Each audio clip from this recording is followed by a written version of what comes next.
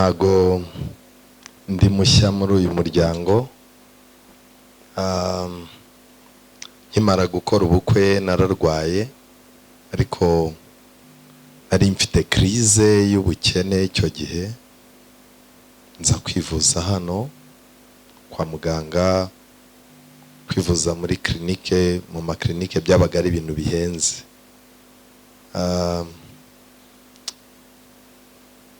Uyu musaza yagize gutya arankurikirana, kazambwira ati jya urwara umuntu w'umuyobozi, ntukarware nk'umwana. Hano nahavuriwe rero iminsi igera mu 8.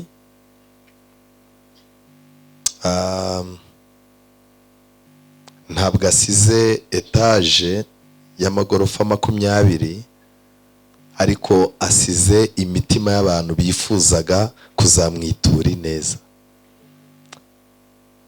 Mu mezi abanziriza ukwezi kwa 8 imbere gato, yarampamagaye kuri telefone arambwira ati ndagushaka byihutirwa. Ase musaza ko twajyaga duhura tukaganira, njyewe ndi umuyobozi w'abajia, ndi coordinateur w'abajia no muri field. Naravuze se ni ibintu bitagenda neza mu cyiciro n'iki, ariko mfata umwanya arambwira ati ni ibintu byihutirwa. Mbwira madamu wanjye ni ntago turi bujyane kuko yansabye ko tugomba kuganira twenyine. Uwo munsi nageze hano ambwira amagambo akomeye, nta nubwo ndi buyavugire hano kuko ni amabanga y'umuryango. Arangije ambwira yuko anyubaha, ankunda kandi ampa agaciro. Isengesho twasenze yanze ko mpaguruka batangaburiye. Isengesho twasenze twarisenganye n'umukobwa we muto, ntago nzi niba umukobwa we muto abyibuka. Ku kiganiro yatuganirije yararimo kudusezeraho ariko mu buryo tutazi, ndetse muri icyo kiganiro yavuze yuko abifitanye isano no kuraga. Murabyumva, umutima wanjye nge wari wahagaze. Tuganira, barangaburira, ndataha, bukeye ndamuhamagara. Arangije, kimwe mu bintu byambabaje nuko mu burwayi bwe atabashaga kuvuga ngo wenda tugire ibindi tuganira. Ndasaba rero umukobwa we muto ko nambona ntambutse akabureba kuri YouTube akabona isura yanjye, ajye yibuka ko ikiganiro twagiranye na papa we yararimo kutuganiriza amagambo aheruka, kugira ngo tuzagire umugisha wo kumubona ku munsi w'umuzuko. Ibyiringiro byo yari afite byari ibyiringiro bishyitse. Ndifuza kutamara umwanya uruta uwo bagenzi banjye bandi bavuze. Bibiliya niyo itanga ihumure ryuzuye, gusa Bibiliya ibumbuwe hari ibyo itatwemerera. Nko mu magambo menshi twavugishijwe n'agahinda hano, harimo amagambo Bibiliya itemera. Bibiliya ivuga ko umuntu w'Imana yapfuye aba ajyanye n'imirimo ye myiza, ariko Bibiliya ikavuga ko aho agiye urukundo rwe ruba rurangiriye aho. Nari nateguye ko twigana kuri Mose, ariko bitewe n'iminota ndababwira ibintu bitatu kuri Mose. Bibiliya mu kubara igice cya 12 umurongo wa 3, Bibiliya itubwira ko Mose yari umugwaneza kurusha abantu bo mu isi bose. Kuba umugwaneza rero, abantu b'abagwaneza umusozo wabo ni ugaragaza ubugwaneza bwabo. Mose abantu yagiriye neza hafi ya bose bamwituraga inabi. Yayoboye ubwoko bw'Abisiraheli imyaka 40, ariko ku munsi we usoza w'ubuzima bwe, Imana yamukoresheje urugendo imukura mu Bisiraheli imusaba guterera umusozi.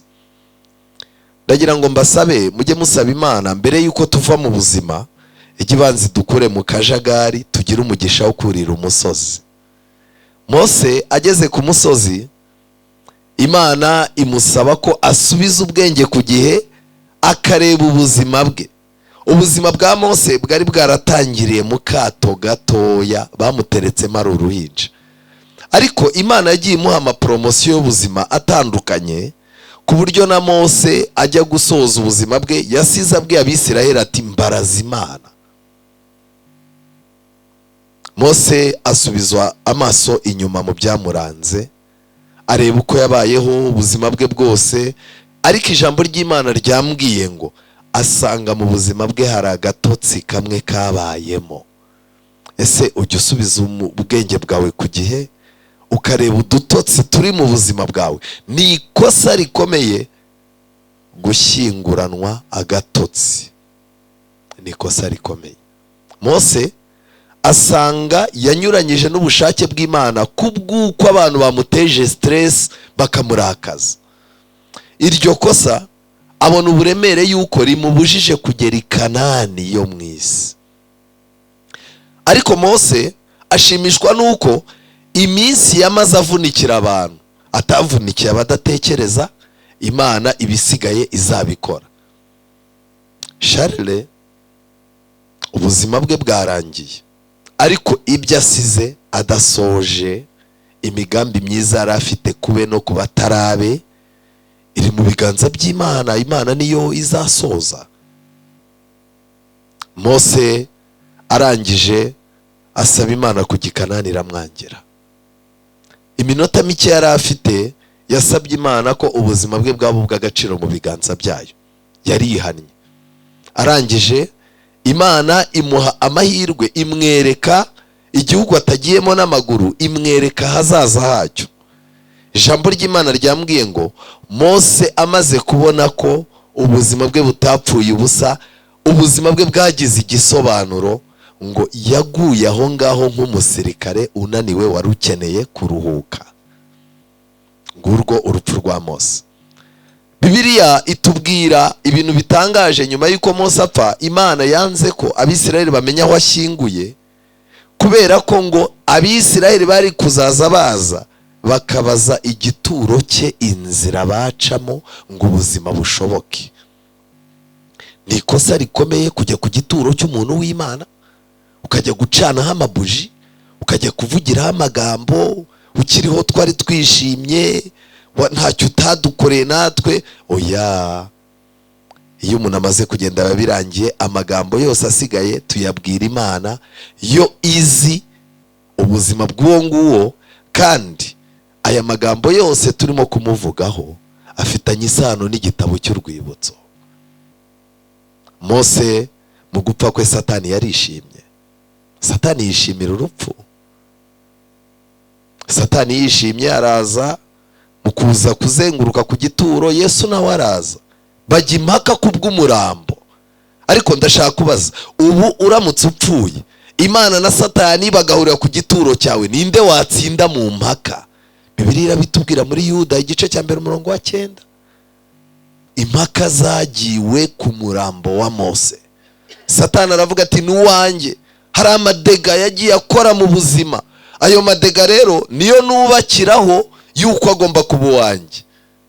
Yesu nawe arangije aravuga ati nibyo, warabimukoresheje nibyo. Ariko hejuru ku musozi yasubije ubwenge inyuma, avumbura ko mu buzima bwe harimo agatotsi. Yasabye imbabazi, naramubabariye, ntabwo ari uwawe n'uwanjye.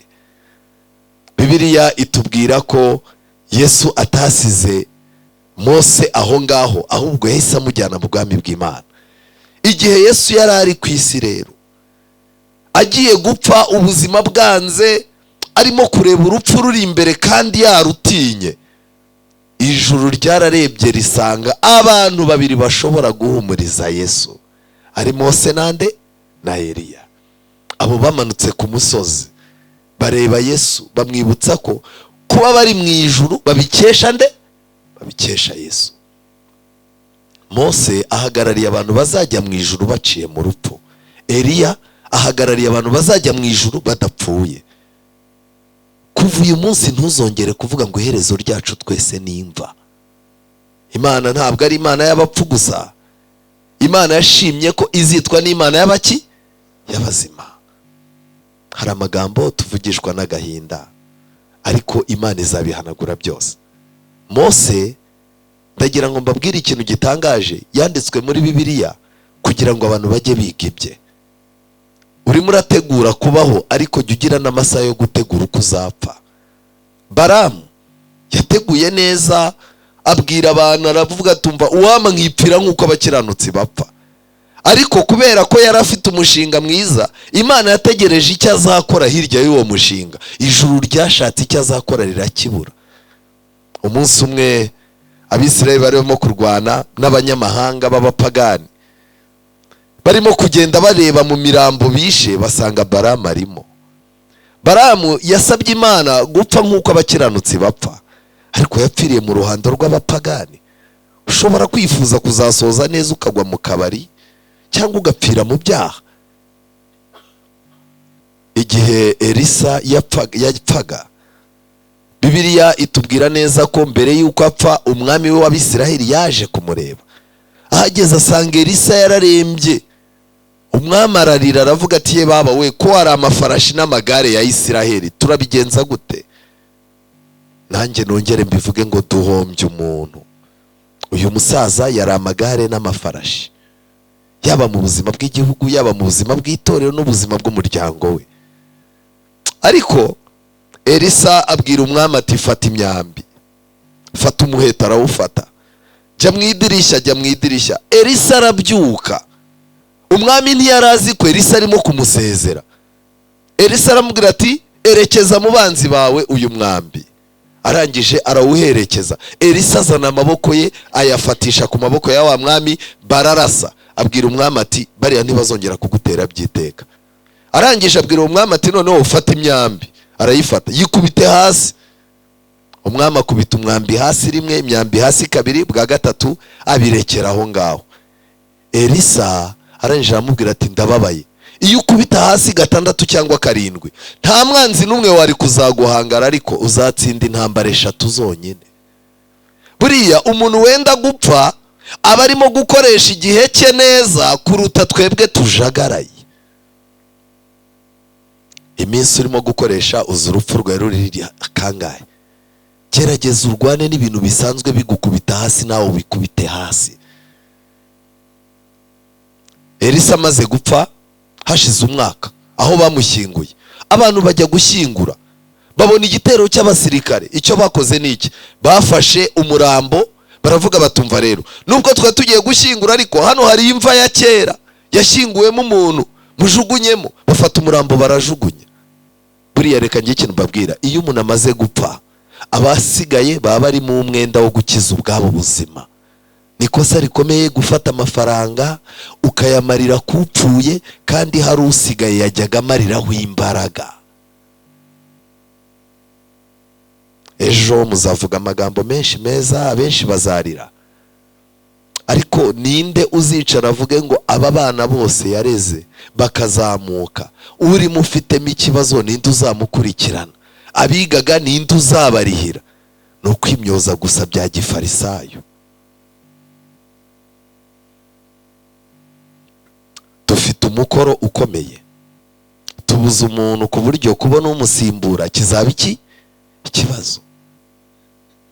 Nshuti zanjye, umurambo wamaze kuwujugunya, wa muntu wari upfuye yarazutse, yirukankana abaje kugira gute? Kumushyingura. Isomo nakuyemo ni irihe?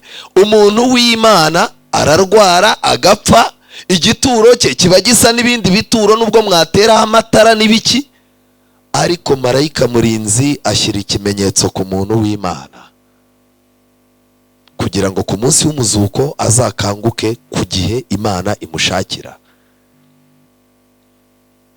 Abana be tubarimo umwenda kuko waragiye, ntabwo tuzajya ku gituro cye ngo abariho tuzaza dukorera ibikorwa byiza yatukoreye. Ariko Satani yiteguye ko imyanzuro abantu bafatira ku kiriyo ayirimburana n'amapata yayo. Abana be barimo baragambirira kuba beza. Abakobwa baraha barimo baravuga bati turifuza kutazamukoza isoni, ariko isi izabibagiza ibyo mwavuze keretse nimushaka Imana. ndasoza mbabwira ngo mu byakozwe n'umwe igice cya 9 atubwira igitekerezo cy'umuntu witwaga Doruka. Umumama yaricaye, yari umuntu w'umunyabibazo, ariko aravuga ati mu bibazo mfite reka njye ngerageza ngira abo mpeka nanjye nshoboye. Nuko yatangiye aho yicaye, yari afite ibibazo byinshi, ariko yiha gahunda ko atazabona umwanya wo kujya mu maganya. Umwanya wose yamaraga yabaga arimo kudoda akantu. Waramusuraga akakwitegereza agahita abona taye yawe atagupimye, yarangiza akakudodera umwenda ku munsi wo kuguha wasangaga umwenda ugukwiriye. Ijambo ry'Imana riratangaje. Bibiliya iravuga ngo nawe ararwara agira gute? Arapfa. Amaze gupfa abantu baraza buriya ku kiriyo, umuntu iyo yapfuye haza abantu b'inzego nyinshi. Hari abasore bahaza baje gutereta, hari abagome bahaza baje kuvuga ngo awa nawe yapfa se, oya da ntago yapfuye. Hari abahaza kuri aderesi avuga ati nanjye bahambone ntabonetse bagira ngo nta mutima ngira. Ariko reka ngire ikintu nkubwira, nutabara jya utabarisha umutima, utabarisha intoki, utabarisha ibirenge, utabarisha amarangamutima. Hari umuntu uza kugutabara ukabona yazanye ibigambo gusa. Hari n'umuntu ukuzanira amafaranga akatabarisha amaboko, ariko ntumubone ngo akwegere. Ariko Imana yacu ubu twese uko twaje gukora iki? Gufata mu mugongo. Ariko Imana itandukanye natwe, yifata umutima.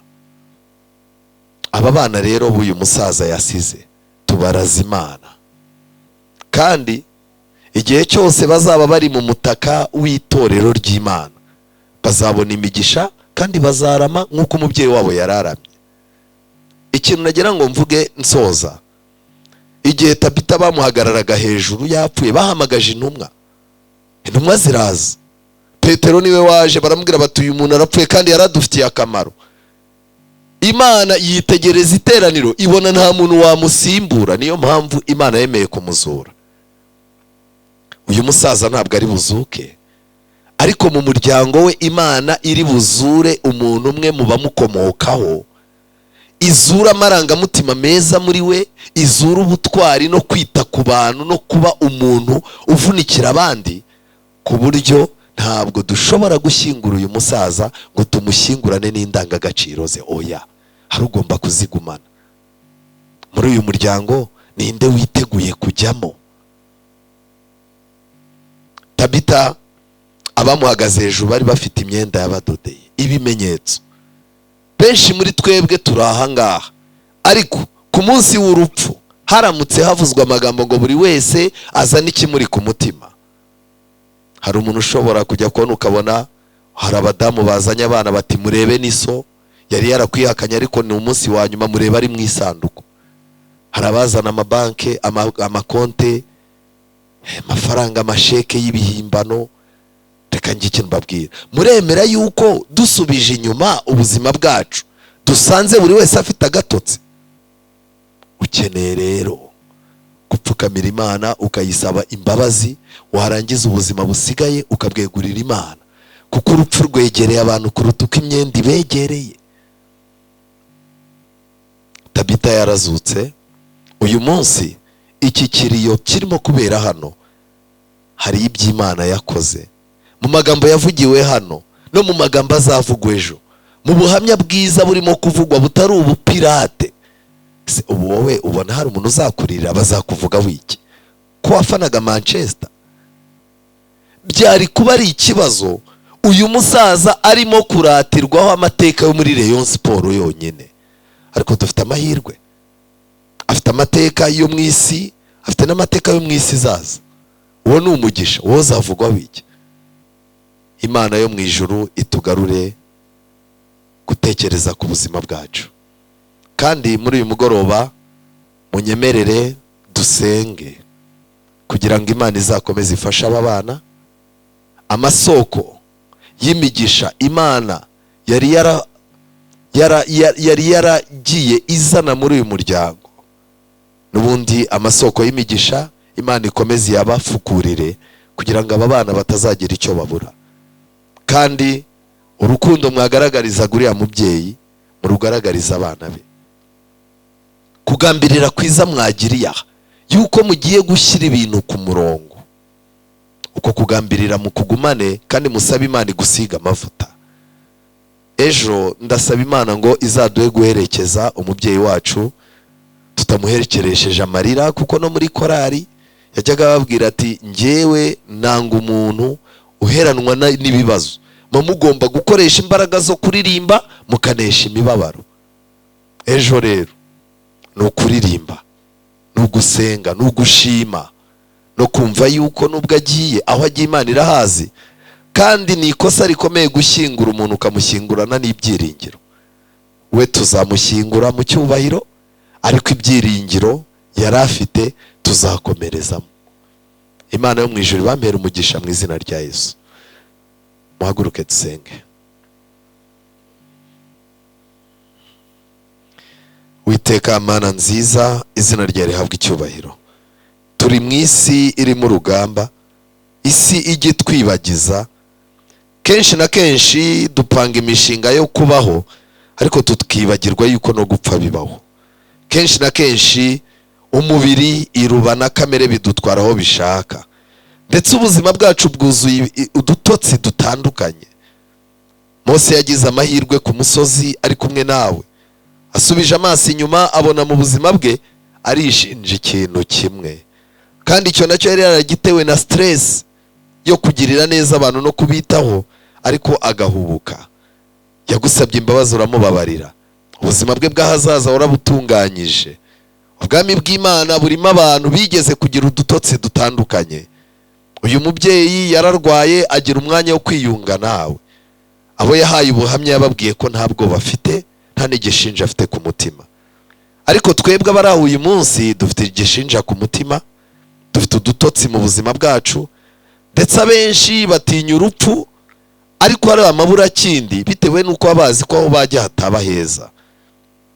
Uyu mugoroba utubere mugoroba wo kwihana, nk'uko umurambo waguye ku murambo ku magufa ya Elisa ukazuka. Abana bawe mu kwicara muri iri tente, ibitekerezo byacu bibaye nk'ibikangutse, natwe turazutse. Ngaho rero gahunda z'ejo uzaziyobore, uzaduhe ubutwari, uzaduha amagambo meza atari amatakaragasi. Uzishimire kubana natwe ku munsi usoza ubuzima bw'umubyeyi wacu, ibirori byo kumusindagiza, byo kugenda tumuherekeje, bizabe ibirori bikubahiriza. Abana buzabaho umutima w'ubutwari, n'umuryango uzawukomeze, kandi buri muntu wese azagere kugambirira kwiza. Igihugu cyacu giha amahoro n'umutekano, kandi ubwo tugenda tubura abantu bara amagare n'amafarashi bajyaga batuma tugera kuri byinshi, uzamura ubutwari muri twebwe kugira ngo tube abantu biteguye kuziba icyuho. Kandi abana be turabakweretse, ubasige igitinyiro cyawe, ubasige igikundiro cyawe, imigisha yawe ize iberekera kugira ngo batazagira icyo bakuburana. Uri umubyeyi utajya ugira icyo abura guha abana be. Uduhe umutekano muri iri joro, abantu baza gukora ingendo berekeza aho bajya ubane nabo barinde. Uzaha umugisha utwifuriza umugisha, uzaha umugisha uwifuza kugira icyo akora ejo, kandi itorero ryawe ukomeze uriho umugisha. Tubuze umusirikare, ariko uri Imana ihindura imitima, witeguye gutanga abagomba kujya mu myanya y'ababyeyi bacu barimo kugenda basinzira, kandi natwe uduhe guhagarara mu ruhande rwawe kugira ngo igihe nikigera ubuzima bwa buri muntu wese bugashyirwaho iherezo, tuzabe dufite umwanya wo kuvuga ngo Mana wabanye natwe, kandi muri twe ntacyo twahishemo kibi. Uwishe ibicumuro bye ntazagubwa neza, uduhe kwihana. Kandi abantu bavuye mu ngendo za kure n'abarimo kudukurikirana batari hano, agahinda bafite ukabamare. Twese ukomeze uduhe kugira ngo amarira yacu aba amarira ari imisomo, aba amarira y'urukundo, aba amarira yo gutekereza no kugambirira kwiza. Tubisabye twizeye mu izina rya Yesu, amen.